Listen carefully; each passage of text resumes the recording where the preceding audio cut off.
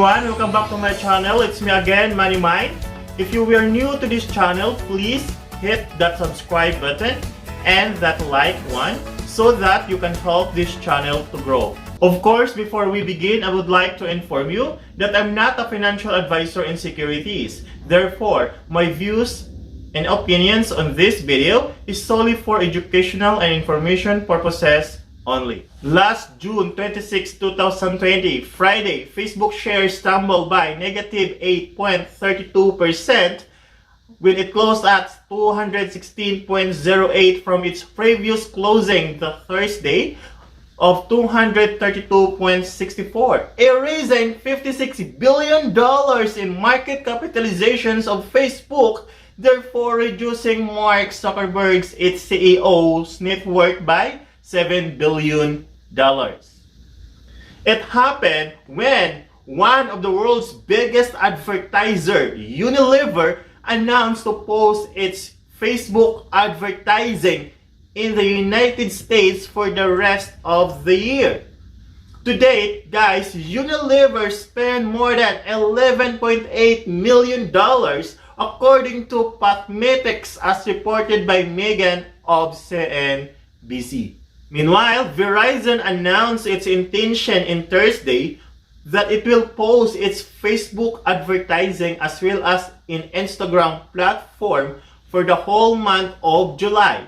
Accordingly, Verizon ranked 78th of Facebook top advertiser list with a total spending of about $1.5 million from May 22 to June 20, 2020.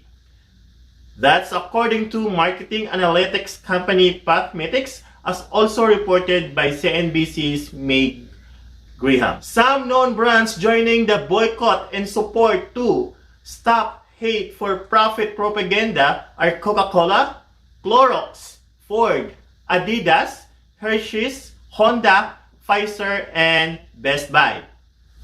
Meanwhile, Microsoft Corporation and Starbucks, with estimated Facebook ad spending of $115.85 million and $94.86 million respectively, also announced their intention and stopped the advertisement and Facebook platform. Notably, only 2 from the top 10 Facebook advertisers list had joined the Stop for Hate for Profit movement, which is being joined by more than 200 companies as listed on the website of that program. It is being organized by ADL, Color of Change, and NACCP.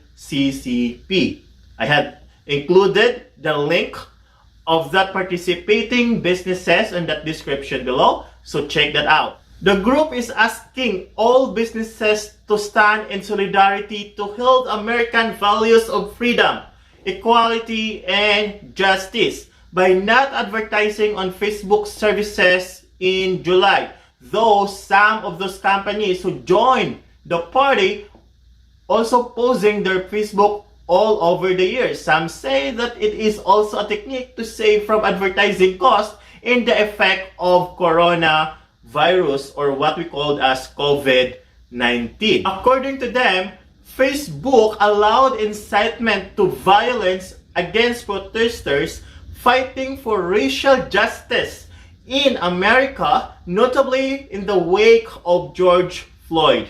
Facebook is living on advertisement. Yeah! 98.5% of $70.7 billion of revenue generated by Facebook in 2019 is coming from advertising. And these boycotts would affect FB revenue? Let us find out. According to Bloomberg Intelligence, the boycott would cost Facebook around $250 million in sales, against Wall Street's expectation of total revenue of $77.1 billion. In this regard, this reduction on revenue is immaterial, as it only accounts by 0.32% of the company's total estimated revenue. In this light, Facebook CEO announced that they aren't going to change their policies or approach anything because the threat to their revenues is just a small percent in their total sales. Guessing that advertisers shall be back soon enough, as reported to Yahoo Finance today. Definitely, I agree on this move because the dent is just too small, and having the additional measure could mean that the cost for that development would exceed its benefits, and that's not good for the health of financials. In addition, Facebook has 8 million advertisers across the globe, which most of them has no access to expensive form of advertising. Facebook has the competitive advantage among its competitors such as Twitter, Snap, even Google, because it has a wide array of users' data necessary for its advertiser audience targeting purposes. In fact, Facebook has 2.6 billion users worldwide. Facebook further strengthened its business core with its Facebook shop or store with only 5% charge fee per transaction and a minimum fee of 0.40 compared to Amazon's 1.49 per item sold, plus a referral fee depends on what type of product you are selling. As big as it is, Facebook also improved their content creator segment, which they made available to other countries, not only in the United States. Though YouTube has this niche because of fan base and monetization criteria. With that unique Facebook competitive advantage and wide economic moat, stock price is not heavily affected by this ad boycott. As a matter of fact, on Monday, June 29, 2020, stock price increased by 2.11% from previous closing of 216.08. Came Tuesday, the last day of June's trading, it bounced to 227.07 or 2.9% compared to S&P's 500 days gain of 1.54%. As easy as that, market capitalization switched back to $646.94 billion from last Friday's demise of $615.63 billion. An increase to $31.31 billion, having $24.69 billion left to recover from last lowest dent since the previous 3 months of trading. Finally, Wednesday, as FB management agreed to hate speech audit as well as the banning of 315 accounts which allegedly belong to Bogalos, a participant in an extremist movement in the United States that believes civil war is inevitable or desirable. As a result, the share of the social media giant jumped big time with 4.62% compared to S&P 500's gain of 0.50%, while technology had 1.82% on that day. As Facebook share closed at 237.55, climbing back its capitalization to 676.80 billion.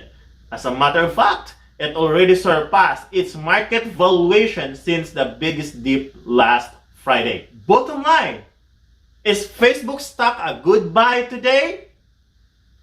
Folks, looking to its fundamentals using the most recent quarter data, Facebook has current ratio of $4.6, which means that the company is pretty liquid. It has at least $4 for every $1 debt. Meanwhile, its debt to equity ratio is 10.27. Oh, it might be a red flag, but it's way better than Twitter's 47.03 debt to equity ratio. FB has levered cash flow of $16.83 billion, which means that its debt level can just be accommodated by its free cash flow. It might be one of the reasons why FB does not declare cash dividend just yet to accommodate its financial obligations, which to me is fine because we have to take good care of the company first before rewarding ourselves.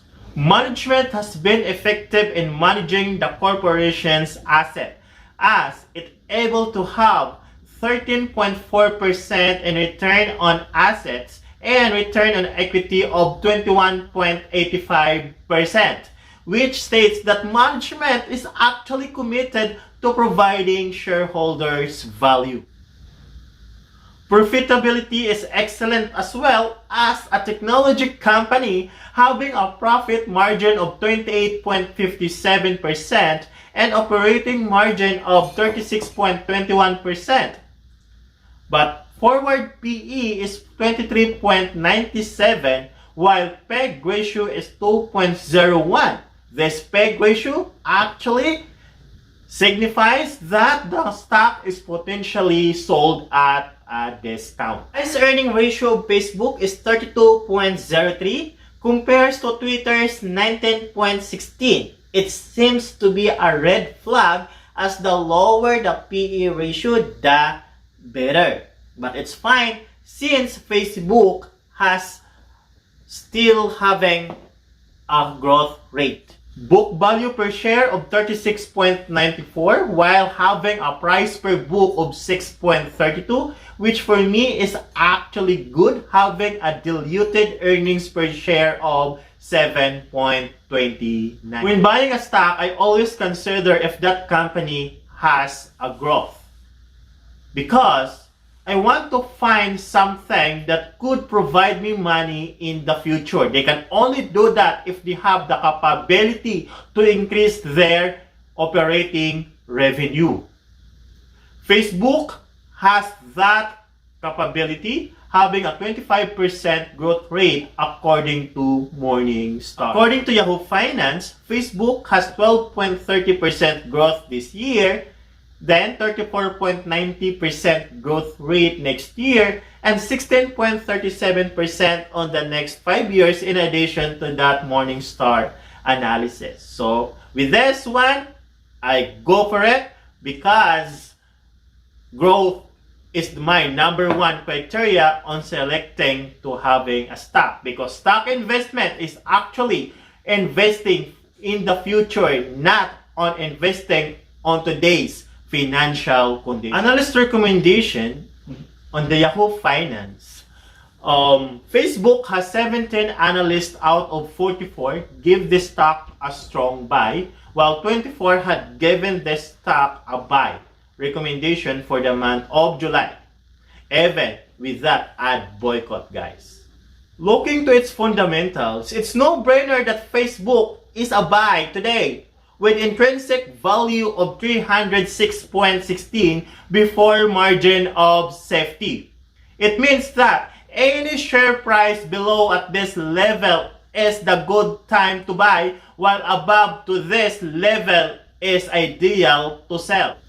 I personally have 20% margin of safety on this stock due to political risk, so I could consider buying any stock price ranging below $244.93. Quantitative analysis is the basic approach, such as knowing its liquidity, solvency, management effectiveness, and growth rate. But also we need to consider the qualitative characteristics of that company or stock. Facebook could be the next trillion-dollar company next to Apple, Microsoft, Alphabet, and Amazon. Speaking of Amazon, Mark Zuckerberg's social media poses a threat on its business, as I mentioned to you earlier. Imagine waking up each day having that notification if they have that feature very soon, because I know Facebook, how they innovate things. Speaking of that innovation, I already mentioned this to my previous blog, that innovation is always the king. With innovation, every company can limit or reduce that law of diminishing returns, which says that a customer would have its dissatisfaction or decrease its satisfaction with the continued usage or consumption. With Facebook changing time to time, almost every month, every 2 weeks, it changes a little tweak on the platform. It gives us surprises, even a little one, since I started using the platform since 2009, and that's what I upload Facebook very much. As having a competitive advantage with the vast users who appreciate a free platform, Facebook has a high political risk. This is only my concern in deciding on investing on Facebook, because this is the only thing that Facebook cannot control, though it can be managed. At this risk level, battling the government is exercising impunity. What Facebook can do is to restrict posting of hate speech, filter and delete any pages or groups having political content, especially those who is against with the government, automatically spam fake news or misinformation like what happened to the spreading of a false death during COVID-19. FB growth is high. Imagine having that FB shop, having that entertainment in front of you along with your socialization. Facebook investing return is high, which is actually directly proportional to political risk. But this risk is fairly manageable. And in fact, it's not only the management is responsible to it. We also, the users, have an equal share. So we have to be a responsible one. A responsible netizen. That's all for today, guys.